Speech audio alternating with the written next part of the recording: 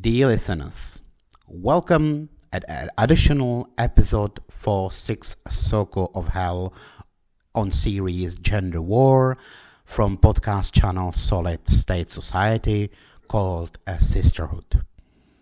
In last few days, I encounter and think a lot about female behavior trait, the female and their acting, and I decide to make this special bonus episode for Sixth Circle of Hell of Gender Wars because it's rooted in something deeply historical in our kind and probably in many other mammals and probably more than mammals, animals on our planet. And it's feeling of a sisterhood in the woman. In other words, it could be called also in-group bias. I have one dating podcast on Manosphere where the host is constantly repeating that we have proof, scientific proof and data that women are on average are in-group bias. And that's what I call sisterhood. It's feeling of women sees other women as kind of sisters and sees also man as the enemy. And I generally believe it's rooted in 6-1. And also I believe as many other inner programming, prehistoric programming in our heads, if it's used too much or if we as the beings are too much influenced by our own programming, it's bad. I generally believe that humans, and I explained that in previous episode of Gender Wars, I generally believe that even when whatever created our kind, God or aliens or evolution, our bodies and our brains are still machines, organic machines, and we still have programs that they are telling us that we should look for the food, we should look out for the shelter, we should breed, and other programs in our head. And I genuinely believe that it's our personal duty of every individual rise above these primitive instincts and realize what they are for and act based on it, but also be capable to overcome it.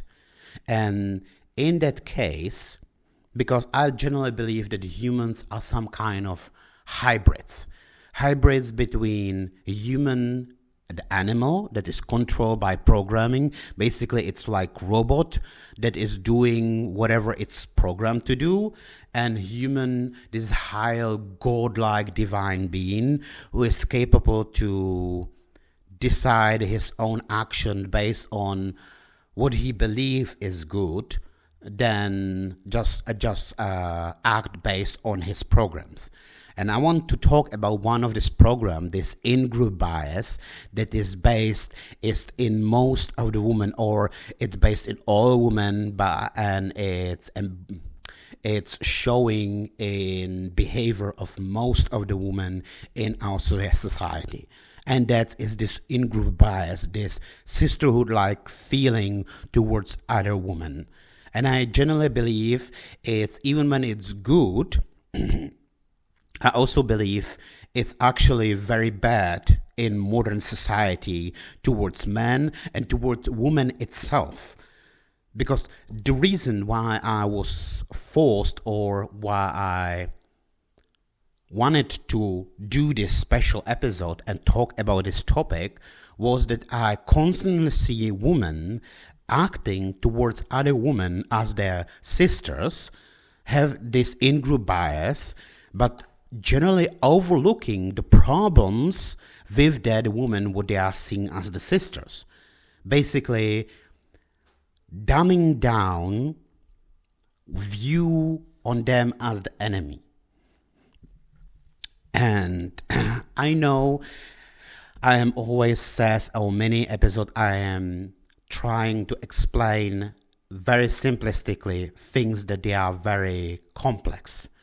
Yes, the women, they have still these mating warfare, where they are still fighting to become most attractive, most valuable female, and lure most valuable partner, most valuable male that would have impregnate them and take care about them. So yes, this is mixing up things, but I will talk about this very simplistically.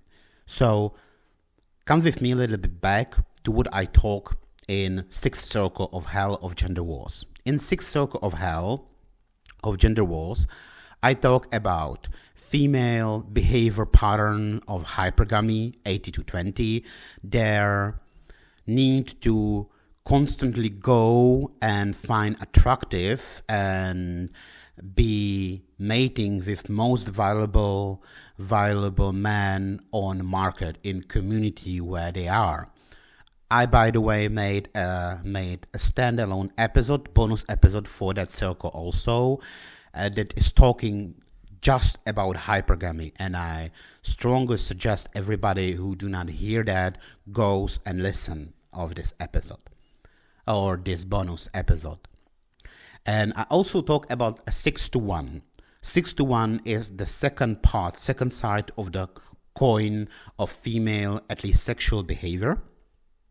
And 6-1 explain human history.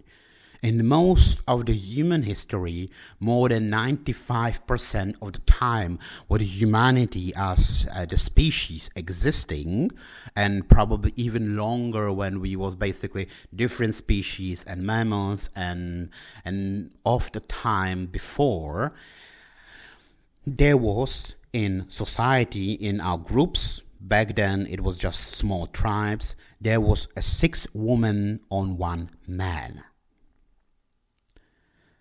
Compared to today world, where we basically have 1 man to 1 woman, because we have around 50% of men on 50% of women in all societies around the world, even in Chinese People's Republic, in communist China, where they try to when they was trying policy of when they have a law of one-child policy, and because their culture is deeply rooted in males, so there was lots of female babies killed. Even today, they have just 20 million men more in 1 billion population than over female. So it's still very low number. So basically we can say that around the world, even when culture and laws of that society are heavily trying to push the society in different way, favoring one gender over second, we still have on average 50% of men on 50% of women around the world, worldwide. And that means that there is 1 man on 1 woman. But this is historically very new in the view of entire human history. And most of the time, just 10,000 years ago and all the time before, so 90% of the time when the humanity is existing, there was on average 6 women on 1 man. That's what I'm talking about in Sixth Circle of Hell of Gender Wars. So in the past, there was 6 women on 1 man. That means that the families was structured that there was 1 husband. He have around the 6, probably more he was old if he survived, because the reason why there was a 1 man on 6 women was because men just went from the village, from the settlement, from the safety of his own people, go and hunt. And because the hunting in the world, where basically every scratch or every broken bone means that you will die slowly and painfully, probably. And there are many animals that they are dangerous to you. Entire environment is bad to you, but you are constantly forced to go and hunt and find food. That means that a man was dying We was literally meat for the slaughter in most of the human history. That's what women do not realize today when they are saying that, oh, we have it worse. Our life are worse than the life of the man. We have it worse historically. We just evolve. We changed it. Invention of farming, and that's what I was talking about when I said that I don't believe we humanity are children of Prometheus. We are children of Demeter. Basically saying that the most important first invention in humankind was not fire, and I understand why historians are saying that, but I believe most important invention of humankind was farming. But the farming is hardly to describe where it ends, where it starts, because it was not farming that humans just suddenly start to plow the fields and grow crops. No, evolution of farming was very slow, very steady. It was small baby steps, one over one, and it took probably hundreds and thousands of years to be even considered the farming itself. But this changed our kind drastically, because suddenly there was no, on average, 6 women on 1 man, because man was no longer forced to go hunt and die so much as their ancestors before.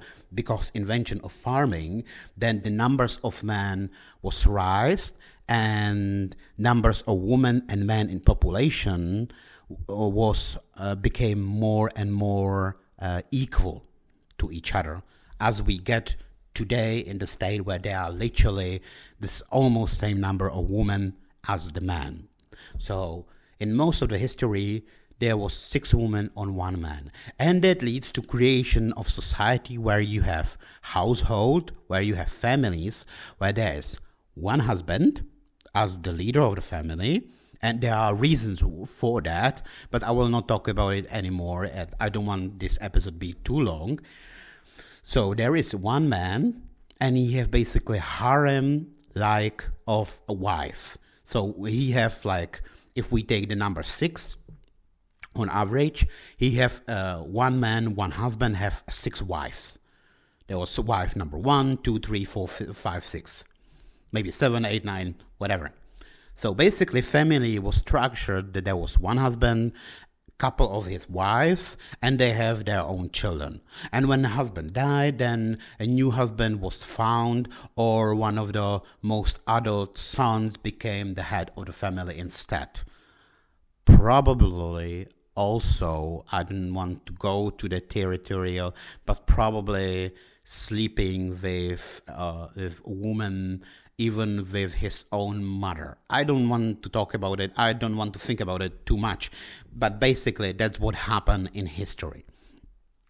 And that create a very interesting behavior pattern, because the man goes out, die out in the hunt. And when they was going for hunt, they became pack-like structure. Hierarchical structure where they have designed roles, but they would also go alone, individually for the hunt to gather and find food and bring it to his own family.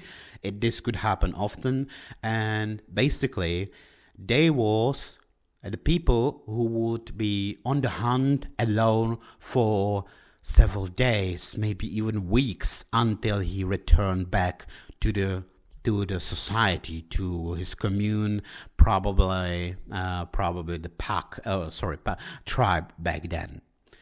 But let's compare opposite to what happened to the woman. Most women stay in homes, and they was in harem, and that's basically commune, because in commune. And that's why females, by the way, have tendency, even today, goes ideologically to the left, to the communism, because they want commune-like structures of the society. Commune-like structure of the society is society where everybody is basically equal to each other. Because wife number 1, 2, 3, 4, 5, 6 theoretically was equal to each other. compared to hunting packs of men, where there was very distinct roles. So there was, I don't like the saying, but I will use it, alphas, betas, gammas, deltas, whatever our scientists and our modern culture is saying. The wife was basically equal to each other, theoretically. In practice, it was different, of course, because there was wife who was most influential in the community, have most great impact on the husband because she was the favorite wife, or she was mother of the husband, of the head of the household. So there was, in reality, not equal to each other, but theoretically they should, because the wife number one theoretically is valued and equal, same as wife number 5. And this is also creating, I'll again suggest everybody to listen, Sixth Circle of Health of Gender Wars, that also explain the male and female need for sexual encounter. That's why we are different. But I will continue. So basically, most of the history, most of the time, women live in these harem-like commune structures. And that means that they were staying in homes, in their settlements, in their tribes, doing different roles. So, because when you have very low number of men, and men are better in hunting because they are physically stronger, and that's why they basically evolved to that role, you as the society are forcing men to do only one role, and that means go and gather food, hunt. But if you have lots of women, then the woman can do different roles. So one woman can take care about the children. The second then take care about the fire. The third can repair or create clothing. The fourth one can communicate with other families in the society, in your tribe, and let's say trade things like food, exchange of tools, and other things like that. So every individual woman have different roles, and every individual woman can do lots of roles, can do lots of work at once, and this is also explaining why men and women have different approach to work. But I don't want to talk about it because that's what our talk in Sixth Circle of Hell of Gender War. Main topic is that the woman was living in these harems, in these communities, in these communes, where there was when there was theoretically all equals, and because they was forced to live together. Let's say even all these 6 women and all their children was staying in one cave or in one small hut. They was basically, by their environment, forced to live and work together on one place, to cooperate. And that is also creating and explaining why the females often in environment, in our groups, in our society, are capable, let's say, talk badly about other women and creating this drama in society, basically disharmony in society compared to men. Lots of women are explaining or saying that they like to be friends with the males instead of women, and they are saying that friendship in the males, in the man's, the friendship man and friendship of woman is different thing. And we often says about that, we as the society generally acknowledge them. And there is very good reason for that in the past, in 6-1, because man was part of the pact. And if they became friends with another man during the hunt, the friendship itself is basically social construct, and this social construct for man was built basically on self-saving act of bravery from other side.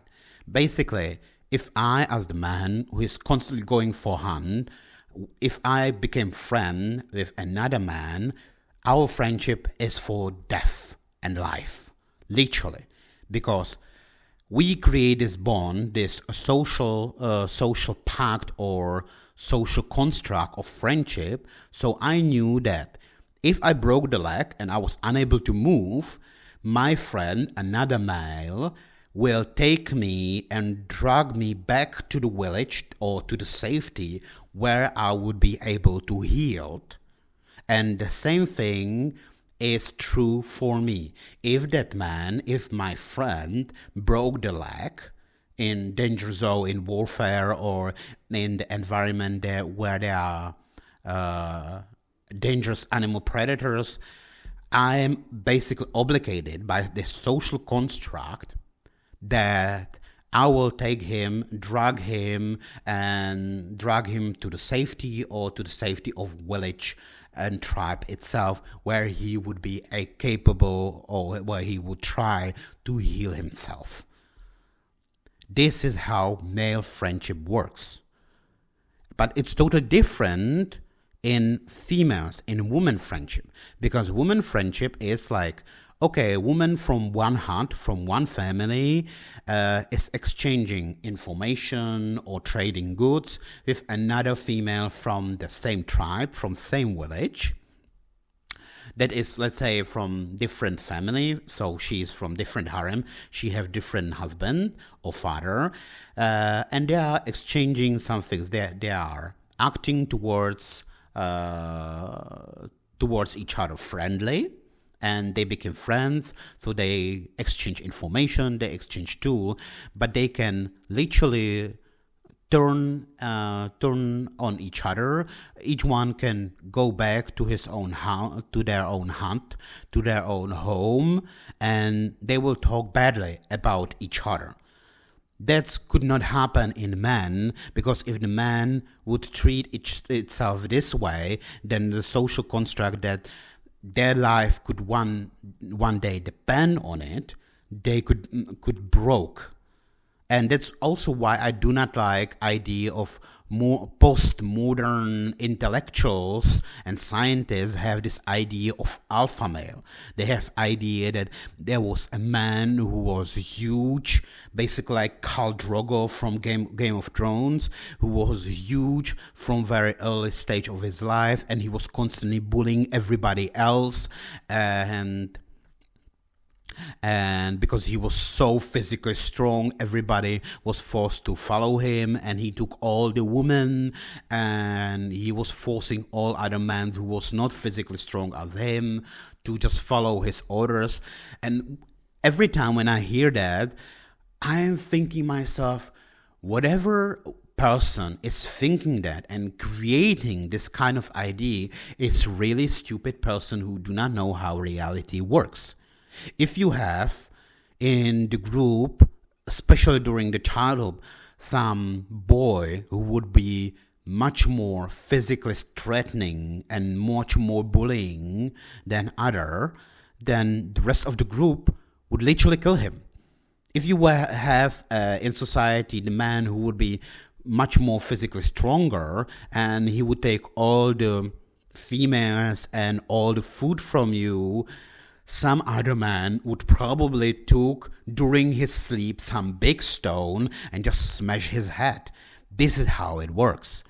So I generally believe, even when the packs was strictly hierarchical, because you need to have the leader who is planning and doing the main work, then you have supporters, and you also, and that's why the males are constantly fighting with each other, because they are trying to discover on which role you're supposed to have, and the ones who are not good for the group, for the pack, must be destroyed, must be killed, because otherwise it would weaken the pack.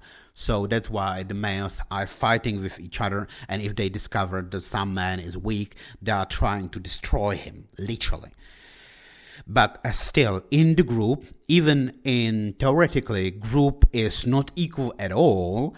They are equal in some degree, as in practice they are equal in some way, because they are group. They must act as group, and you need friendship with the rest of this group, with the rest of the pack, because even when you are much more physically stronger, faster, even more intelligent, it could often happen that you broke your leg and you need to inspire loyalty in other men's, because you need to force them. If you broke your leg and you will be unable to move forward, they would take you and drag you back to the safety or to the tribe and village itself, where you will be capable of healing itself. And this is why the friendship in the males and females is different. If you don't trust me, then I have great example of this behavior in the man's. It's actually from book, and you can also watch several movies, Quiet on Western Front. It's the military book from World War One from the Germany perspective.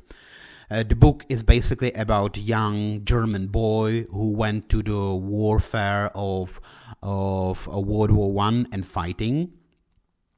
And there is very interesting story inside the book and the movie. I do not know if it's in the newest book, but it's definitely in the movie that is old for several decades.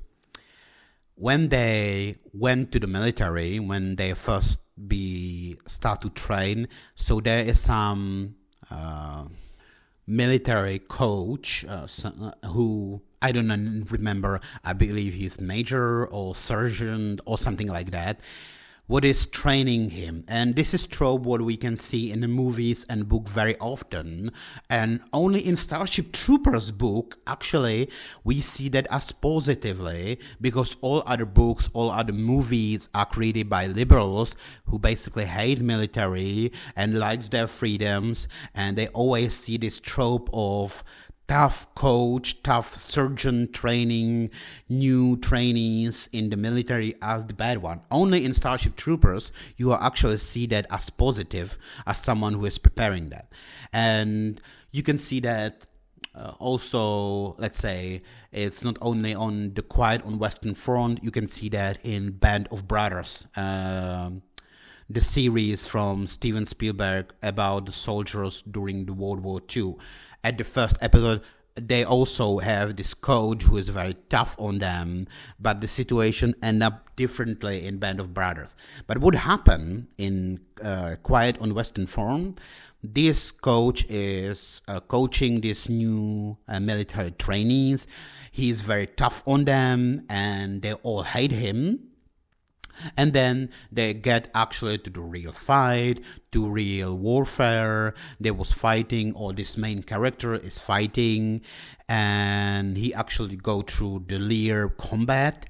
And somewhere in the, I will say, second part of the book, there is battle or there is part of the war where this coach itself was sent to the battlefield to real fight. And in this real fight, there is battle where he was, I don't remember if he was damaged somehow, or he just freeze from the fear. But during the battle, our main character, who was once this trainee, who was basically bullied by this coach, have moments when they are in trenches of warfare of World War One, and this coach is lying somewhere during the battle, totally vulnerable. And basically our main character could literally kill him. It's in a battle. Nobody would discover that he killed him, and he just move away. He have pity with him, and actually, in the book itself or in the movie, it says that that coach get at the end the medal for basically nothing because he was coward in the battle, but he get medal for the battle itself. So it's basically pointing out the bureaucracy in the army. That's what book and movies are doing. But my point is that if you have distrust between soldiers, and that's why I hate bullying in the armies, and whatever army where you have soldiers that they are constantly bullying with each other, I can say this army is not working well, because in the army, as in the past in hunting packs, you need to encourage loyalty in your brothers.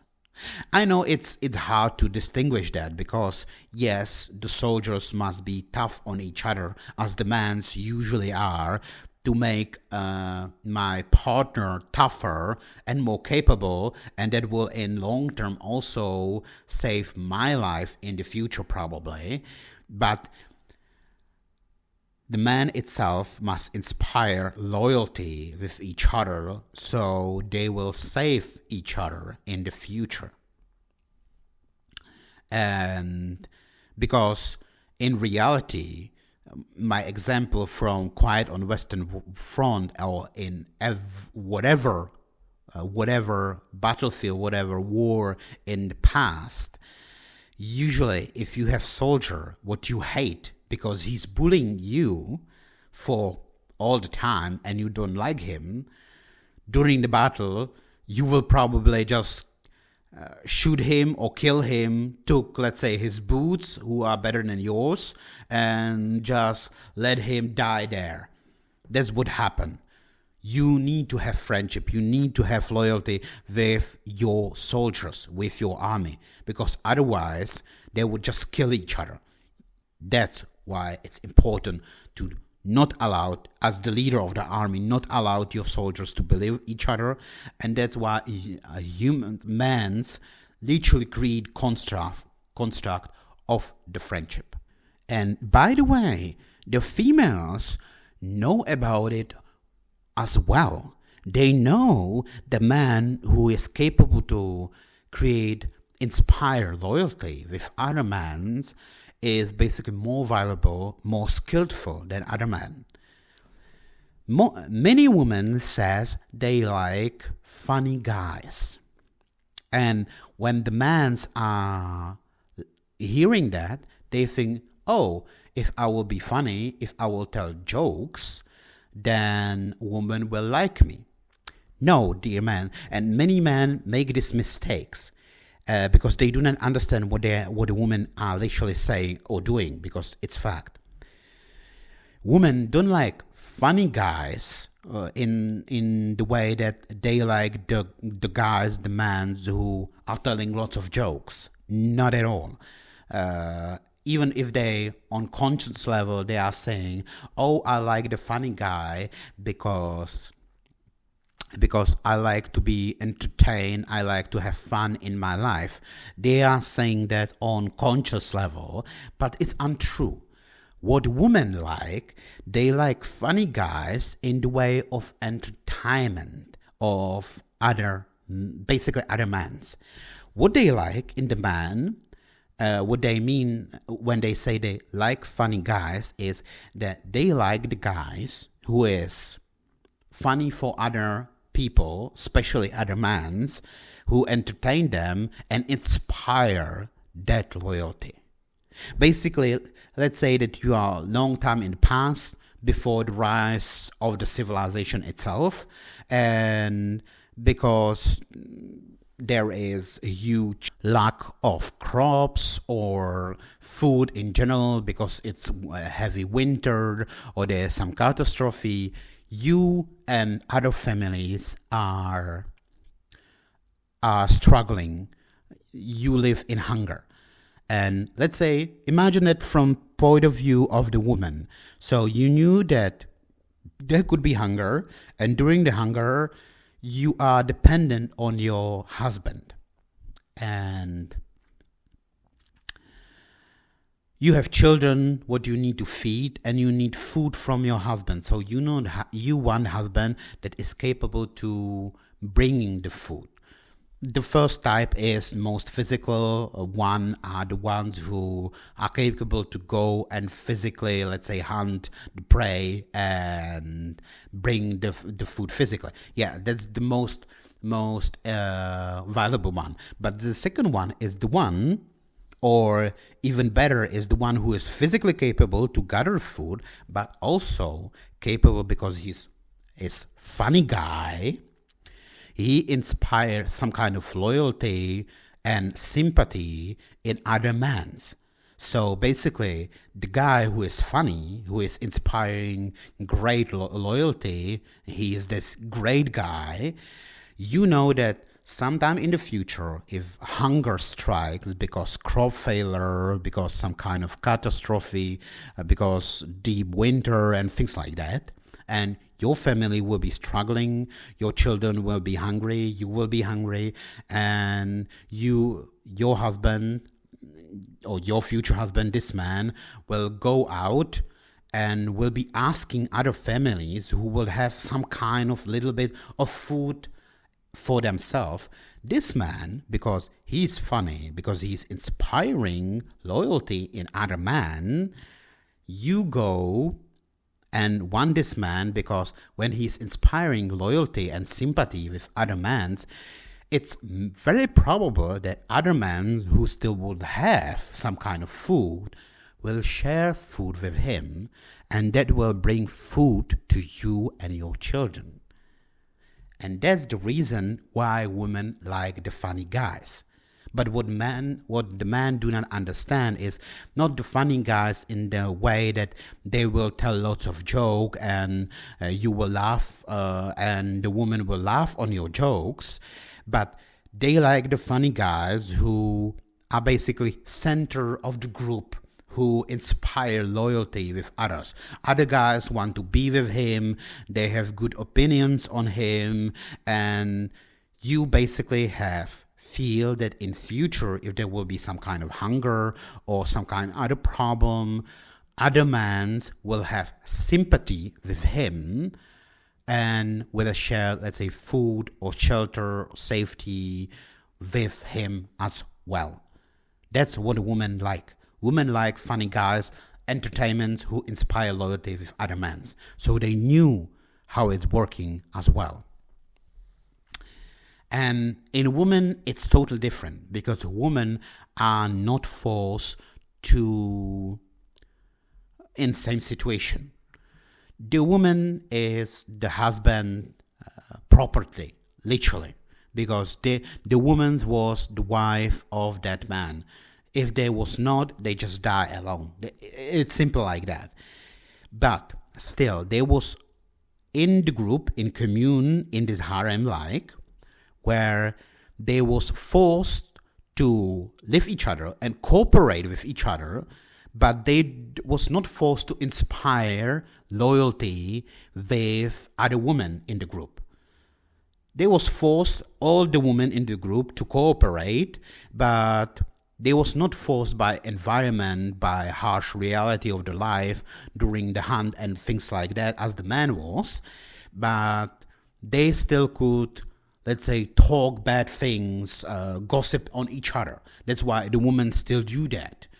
They like to share information in first place. And second thing is, of course, they could talk bad things about the other woman that would make you basically some kind of negative feelings towards other women, because they are not dependent on future sympathy of that woman. The way how they secure best possible for the future is find best possible husband, and because that husband have several wives, then became most valuable wife for that husband even in the future. most optimal way how to do that is to become as much as sexual attractive as possible, to have sex with that mate, with that husband, as much as it's possible. And then later on, when you have lots of children with him and you are getting older, you became this almost mother figure for him, and he is very loyal to you already, and your sexuality and your sexual need can lower it down, because you can let him to have a sex with younger wife, because younger wives knew that she need the children with that man, otherwise he will reject him, or he will be not in favor in her as in others. So became sexual attractive to husband and then have lots of children with him is the best way how to establish best position to get food in the community. But there is another thing that, and I'm sorry after 40 minutes, but I finally get to feeling of sisterhood. Because what is happening? So you have this harem-like structured family. There's one husband, one man, who is old, adult one, and don't forget that he is a very experienced fighter, warrior, and hunter. He is physically stronger, and he's already experienced, so he's very experienced in fighting and killing people, and he's bigger than you. And you as the woman are literally in his hand, because he could literally kill you anytime he wants. The men, because they are physically stronger, can physically kill, let's say, struggle her or literally smash her head, because they are physically stronger, because in the past they was good in hunting and fighting. And most women are literally living on goodwill of their husbands. So what you will do, and because there is no civilization, there are no laws, there is no society where there is frowned upon to kill you, how you control, how you build defense towards your man. You need him.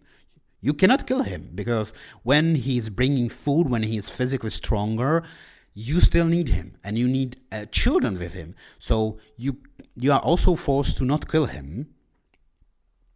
So you need him, and you need to be in close distance with him, because you need children with him and you need food from him. But also he's danger to you. So how you solve this puzzle, and the structure of family itself creates solution for that. You creating the feeling of a sisterhood, this in-group bias that all other women are your sisters, your comrades, your best buddies. So if the man, let's say, became drunk, aggressive, and he can kill you or violent your children, all other women can gather together and become as one group against the man. And yes, the man, on average man, because he's physically stronger and because he's experienced in fight, can kill individual women. But on other hand, a group of 6 women can kill one man. So it's literally like scissors, papers, rock dynamic. And that's why the females created this sisterhood feeling, this in-group bias.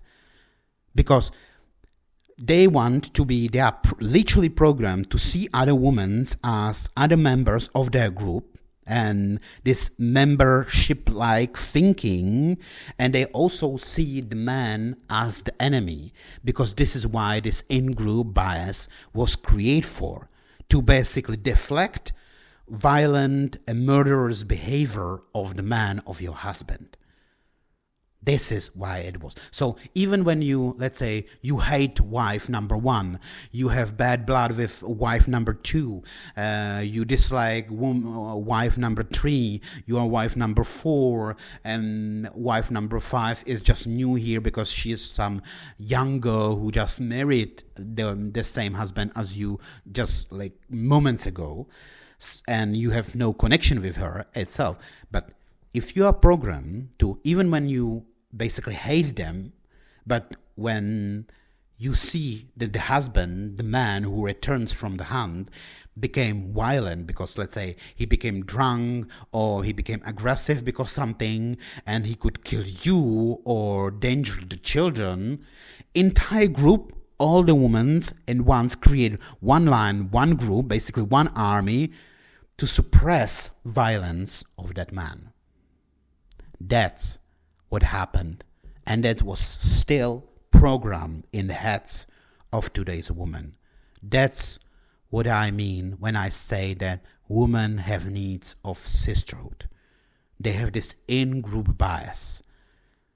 They see, even when they hate other women, even when they have huge problems with other women, let's say the woman in past do bad things to them, or is doing bad things to them constantly, or it's even when it's the woman is danger to them because she's, let's say, more sexually attractive, so that means she's more valuable to the same husband, and that means that she will get more resources, or all the resources from the husband instead of you. Even when there is this mating warfare, still you in some part of your head see her as another part of your group, another sister from your sisterhood, that in the case of violence man, you will hold each other as the group to deflect violence of others men. This is the sisterhood. Seeing other women as siblings, as the sisters, creating the group, and also this group discard men from your group and see him as the enemy, see him as the target. And we know from the human history that there is no greater unifier of the people than common enemy. And that's why the woman holds with each other. First of all, they are good, much more good in social interaction. They are better in communication. Men often do very bad failures in communication. Instead of inspiring, most of the time, inspiring cooperation with others men, they are trying to establish their dominance over the group there, and that's creating disharmony in the group often. The man should learn how to communicate better with each other, and it's based on the history, that's based on our hierarchical hunting structure in that past. But the women are oppositely to think like all the women are their sisters, and they should work together and see the man as the enemy and work together against the enemy. If some women are listening to this, let's think about it, how often this happens in the life, how often you experience, how often you work with another woman, even when you do not like her, and instead see even small piece of, let's say, unacceptable behavior in the man, and immediately discard him as the enemy, as someone outside from the group. Think about it often, because the reason why I plan to do this bonus episode, and basically often repeat many things what I already told, but get to the point of sisterhood, was that I see for many times as the woman completely ignore that other women are basically their enemies. But they are just following them. They are following them. They see them as the sisters, basically forgetting totally that this woman is danger to them than the man itself, but always see the man as someone different, some other type of species, or someone outside of your group. That's in-group bias. That's the sisterhood. Let's say in my country, there is a young girl. She's ex-model, and now she have podcasts about the sexuality. And there are two girls that they are average looking or below average looking who have podcasts about sexuality as well for much longer time before, and they became friends, and they see her as the friend itself. And that's kind of very strange for me, or I'm wondering about it, because they often says, as when they was teenagers, when they was young girls, entering the phase of a sexual attractiveness and start to notice the things, and their brains start to work the way that, oh, I'm sexual object, I should lure the man, and all other women who are adult are my enemies because they are my enemies in the mating process. And because of that primitive thinking in their heads, they, on conscience level, they says often how they was depressed, and many women, especially young women, are constantly saying that worldwide, how they are depressed because they see these sexy models on magazine, now in social networks, and they have bad feelings from themselves, probably some kind of mechanism that is persuading them to do whatever they want to overcome more valuable female competitors in this mating warfare. So they was very often depressed by all these models from that magazines, from these fashion shows. And there is another that young woman, and she was literally one of that models. She literally was on the front pages of these magazines. She did these fashion shows in the past. Even when now she is journalist, she was this model. She was this beautiful woman that forcing them to be depressed. But they act like this didn't happen. They act like, oh, it's okay, we will be friends because we are sisters. This is the programming in their head, to see other women, and because they are typical feminists, even when they are not realizing often, they see men as the enemy, and they are proving that they see this young woman, this ex-model, as their friend, as their sister. Even when she in the past was literally doing something what damaged them in the past, because it's made them depressed in the past. But they totally forget about it, and they're acting like she is their best friend, best buddy, basically sister. This is the sisterhood. And they always act the way as the man is the enemy. I will tell you the great example and the reason why, first of all, see the feminism as ideology of evil, because it's heavily applied group and heritage guilt, and that's huge problem for me. And I see everybody, every ideology, every religious, every group who acknowledge the group and heritage guilt as generally bad. If you apply the sins of your father on the child, or sins of one individual on the entire group, you are evil. I'm sorry, but you are. That's why I say the feminism is evil. The first thing. And second thing is that they constantly say that we live in evil patriarchy, basically in a society built by men, for men, and women are second-class citizens. So I will tell you a great story.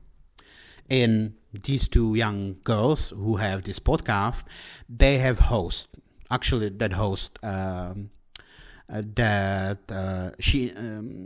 that woman are seen in all this feminist, especially about grape shows, and let's call her Jasmine H. So Jasmine is literally doing precisely what is doing Hillary Clinton or Michelle Obama. The woman that is trying to rise the feminism in society because she literally enrich herself because it's her business model. I literally call it Clinton Obama effect. Because Hillary Clinton and now Michelle Obama is trying to rise feminism in society. So in the future, for Michelle Obama in the future, for Hillary Clinton in the past, when they one day will candidate for the president of the United States, more women will be brainwashed by the feminism, and because they will be brainwashed by feminism, they will go and vote for them. So it's literally their business model. And it's the same example with Jasmine. Jasmine often says that she was raped when she was 14 by her stepfather. Actually, I do not consider what happened to her as the rape. I consider it as a sexual abuse.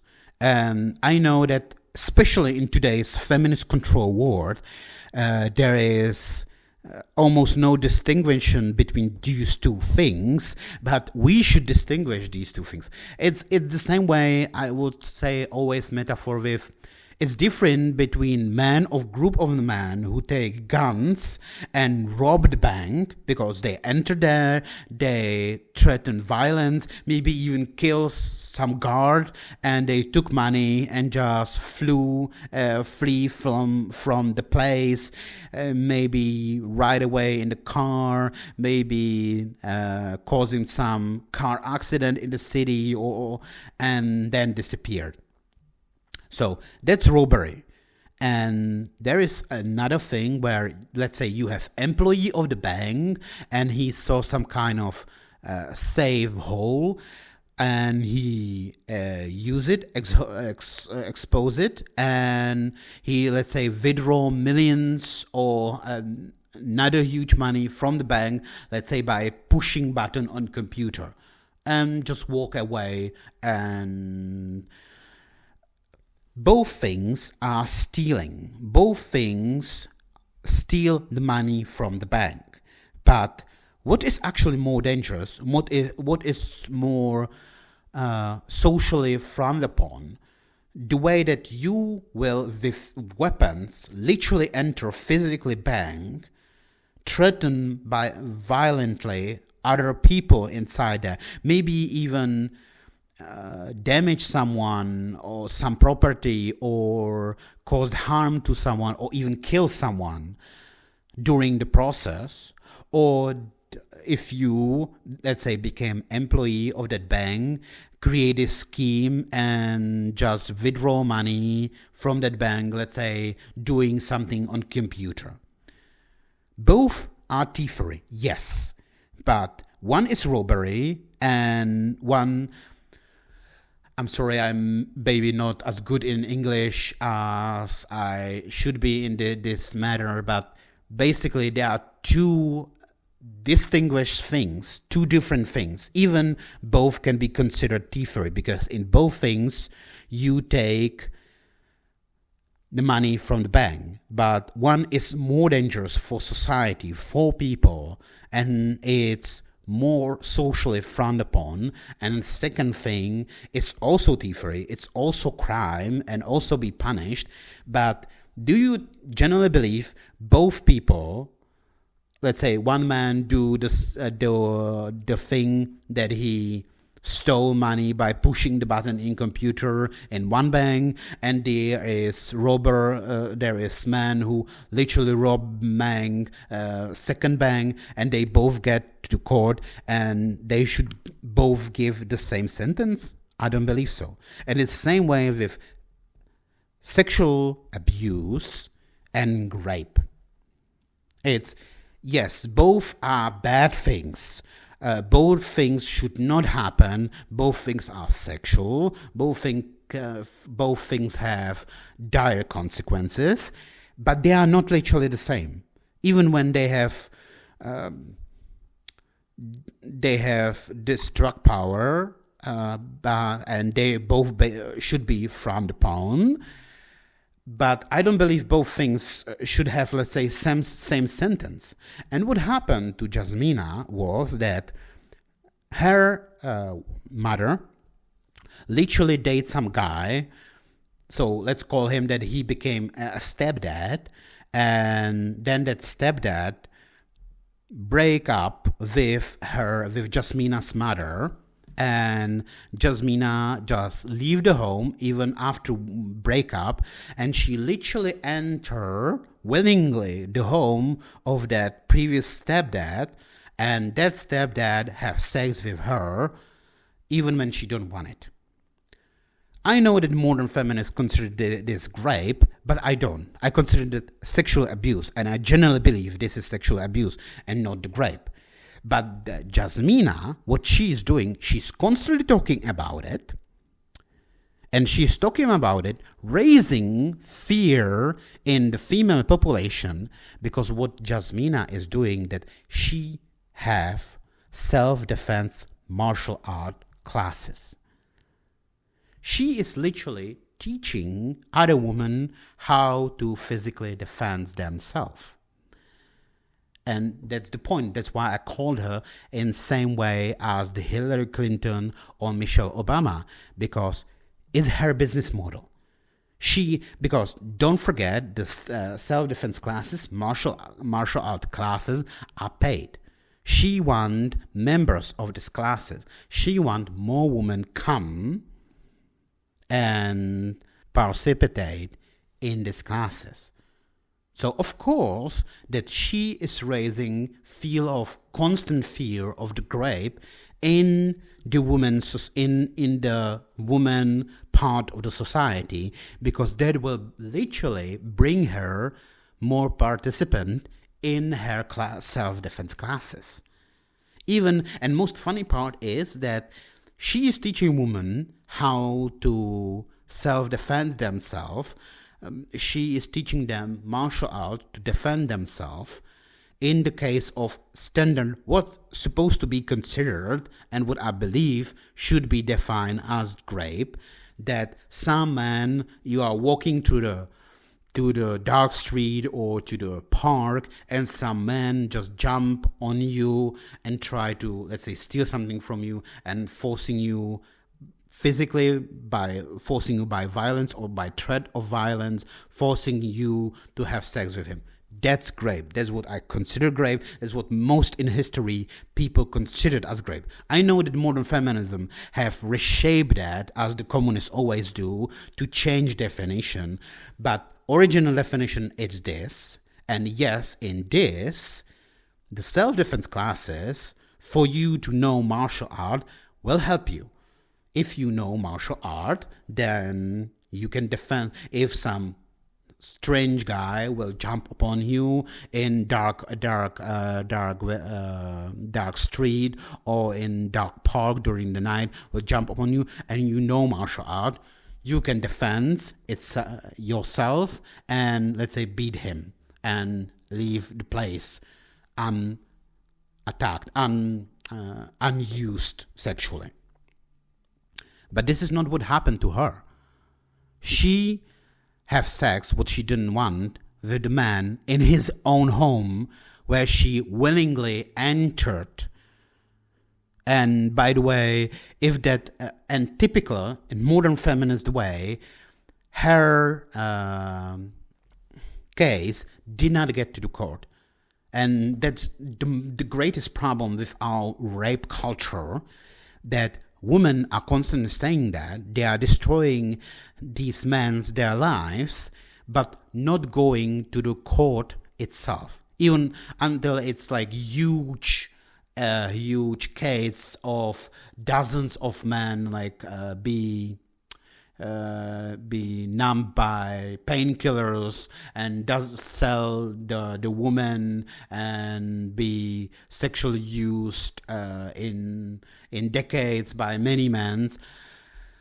When it's not the cases like that, when it's like the young girl just come to man what is not her father, and he then have forced himself on her and have sex with her, the cases like that do not get to court.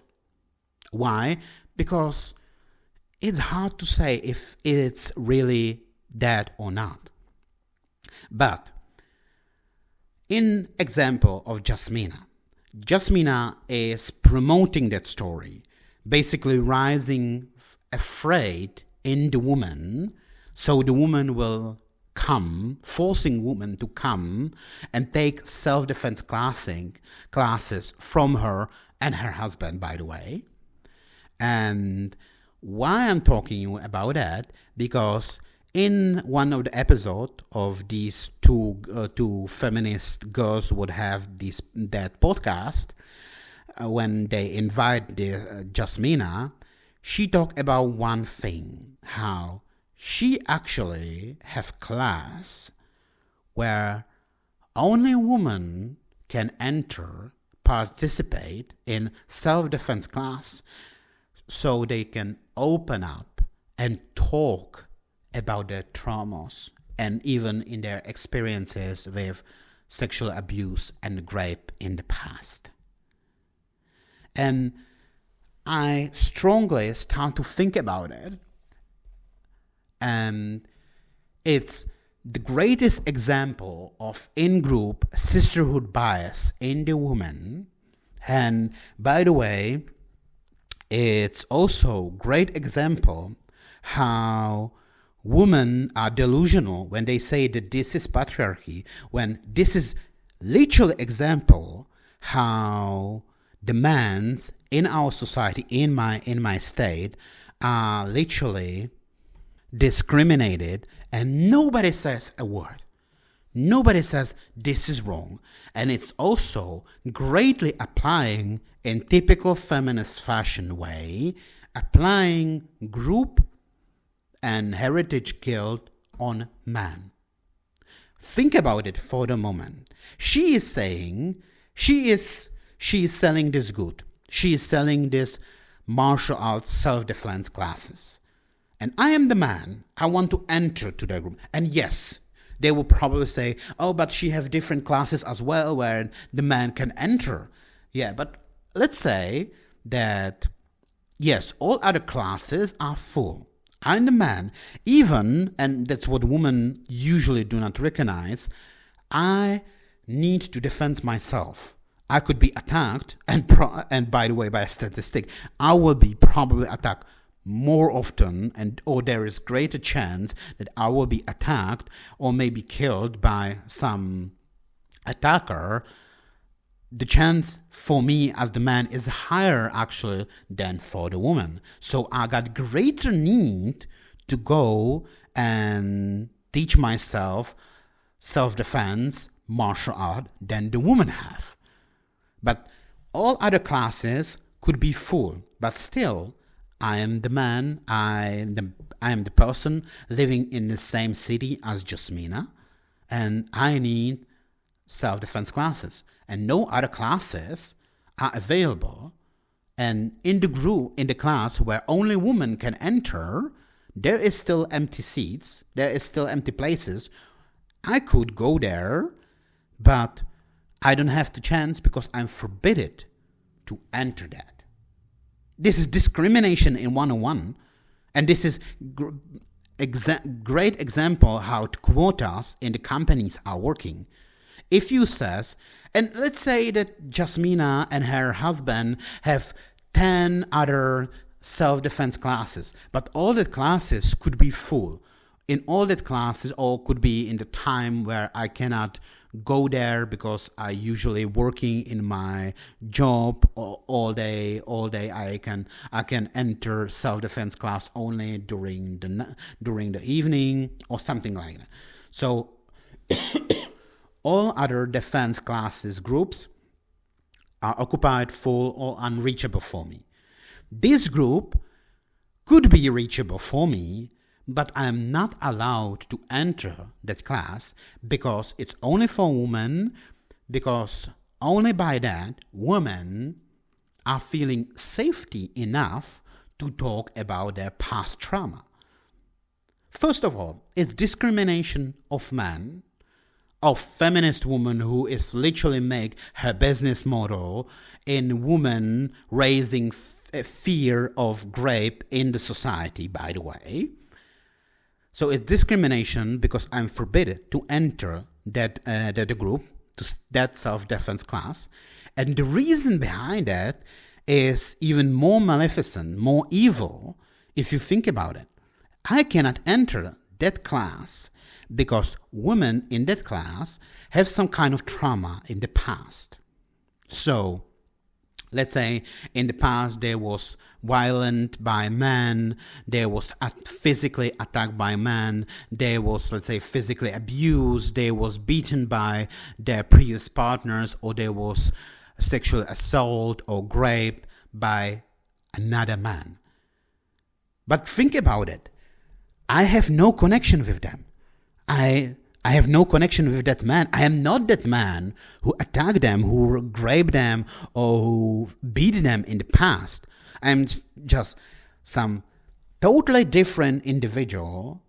Basically, have same thing, same connection with them. That I am just living in the same state, maybe in the same city. That's only connection what I have with them. I never met that women's what they are in that class. I never met the men who caused the trauma what they have in the past.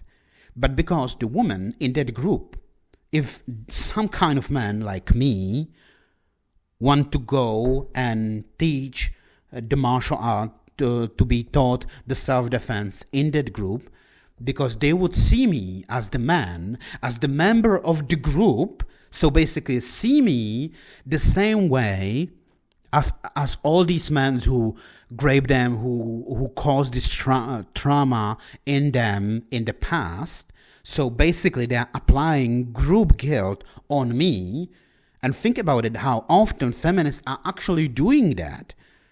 They are applying the guilt of individual or small minorities on entire male group.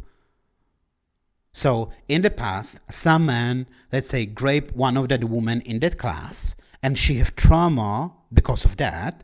I cannot enter that class and be taught how to defend myself because she see me as another man and she have negative feeling towards me because I am man, because gender what I have.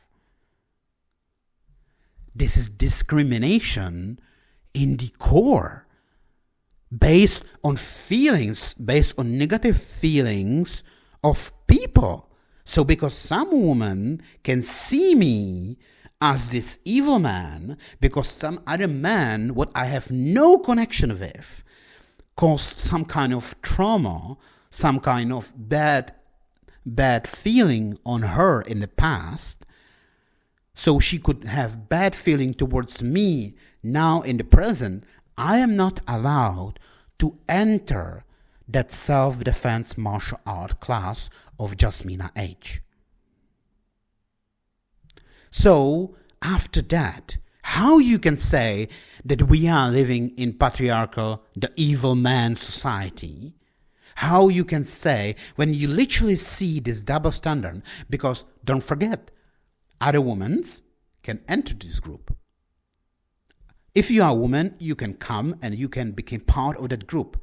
You can be taught how to do martial art, how to self-defend yourself in the combat situation in that group, because you are a woman, but because I'm the man, because I have penis, and members of that group, the women's, have past trauma from different men in the past, what I have no connection with, they are not allowing me to even enter to that group. This is basic discrimination based on gender. It's applying heritage and, most importantly, group guilt, because they treat me basically that I am guilt of that sin, of that crime, what was done upon the woman in the group. I am treated same way as I did it, because I am same gender as the person who did drama to that woman.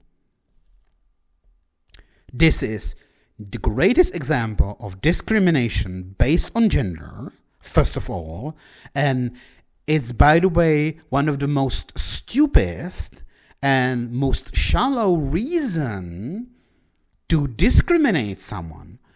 Even if we say that discrimination is bad, but even discrimination, if it's based on, let's say, culture, let's say I hate Pakistani culture because Pakistani culture allowed sexual abuse, it's discrimination based on something, but it's more shallow to discriminate me, man, just because I am the man, because I am born with the same gender as another man who in the past, let's say, raped one of that woman. I am not allowed to enter that group. Even when I need to enter that group, I need to teach myself how to self-defend myself. But I'm not allowed, because women have literally applied in-group bias that they see all other members of the female gender, all other women, as their own sisters, even when they do not know them, and they always see the man as the enemy. She literally says that this group is made because all the women can open themselves and talk about this probably sexual trauma, what happened to them in the past. And they can open and talk about this trauma only because there is no man allowed, and that's in their group. So literally, you are saying that I am the same, I have same guilt as the man. The woman by that, Jasmina, and all the women in her group, and this is happening all around the world, they are literally saying that if they look on me and identify me as the man, they apply guilt of previous trauma, of previous crime, of totally different people on me. It's discrimination, it's application of group guilt, and it's happening in the world where female feminists, or all the feminists, are literally saying that we are living in a society that is patriarchal, that is evil, man society built by man for man. In the society that is built by man for man, how that's possible that you can literally discriminate man based on gender? And there's no other reason why I cannot enter that group. Only because I have penis. I was born with penis instead of vagina. Discrimination, and great example of in-group bias. And by the way, by that, think about it. If you realize that all women or most women are literally programmed by in-group bias, by sisterhood bias, and they see all other women as their sisters and all men as their enemies, my question is, how some women can be judged on the court and judging, let's say, man who caused some kind of this sexual trauma on woman, let's say sexual, let's say some man is accused by raping some woman, If we knew that women are in-group biased, all of them, how is justice when female judge are judging in court, in our tribunal of justice and law in our society, how they can be objective towards man who is accused, let's say, sexual attack on a woman?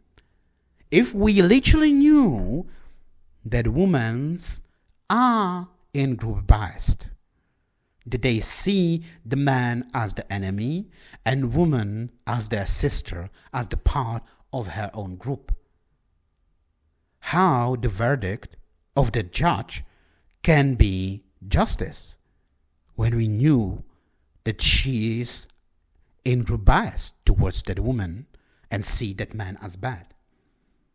What they constantly prove by people like Jasmina H, that she is literally creating groups only for women, forbidding men to enter. Please explain me to that. How this is not discrimination in courtyard system, in entire society, and how this is not proof that this is literally biased against man. And by the way, that's also bad for the woman. Because if they have in-group bias, let's say the judge, the female judge in courtyard system, if she is in-group bias, so she has tendency to believe and see a woman who came and accused man of some kind of sexual abuse or rape or divorcing him, if she is in-group biased.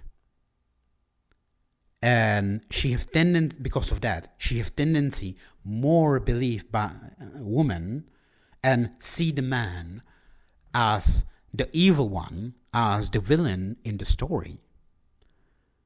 She is literally demanding justice. And by that same woman, because let's say she accused that man, the woman in the court, accused man of rape, even when it was not right.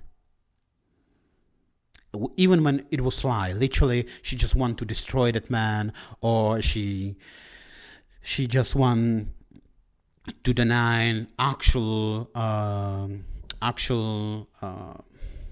consensual sex with him. So she now claimed that she was raped, so she would see in society, in eyes of, let's say, her actual partner or husband as innocent. She did it and purposely. She lied. She accused him something what is untrue. But because she, in the court, was judged by a female judge, that judge believed her because in her in-group bias. And that woman literally, the woman would accuse that man, leave the court without punishment, and the man was actually punished for something what he didn't do. That woman would she leave the court, live her entire life that she could literally accuse any man by that. And one day this will turn, and let's say the judge will have son, and that son will be accused of rape by that same woman who was accusing that man before. And that's the point. That's my point. First of all, it's bad towards men, but it's also bad towards women, because the women see other women as the sisters because they have in-group bias. They often forgot about bad things what the women did in the past. I actually will probably make a video how the woman, and it will be in series Failures of Women, how men want to, if they have problems or if they see the problems, they want to fix problems. Women don't. Women want to just feel better. Women just want to basically ease the pain. And women don't want to fix problems. So if they have in the group woman what is doing bad things, let's say, we can see that in female groups. The woman can have a female friend, and female friend is cheating with with the boyfriend or husband of that first woman. She's cheating. She is taking her husband, and she did it once. She did it twice. She did it third time. She did it actually several times. But the first woman constantly act like it didn't happen. She constantly forget that female what is constantly stealing her husbands or her partners. She forget. She act like towards her like, yes, she remembers that, and she feels some kind of negative emotion towards her, but she's still friend with her. She constantly forget to doing that. Why?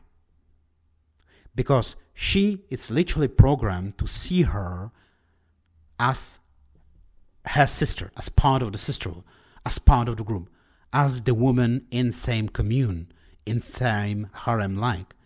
So she's literally programmed to forgive her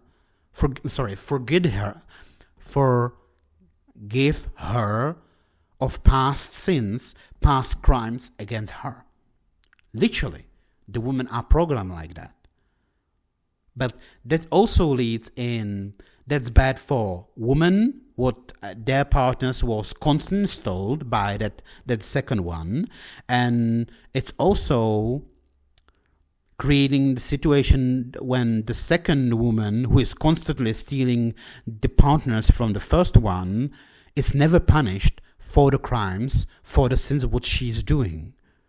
And that is basically make her spoiled.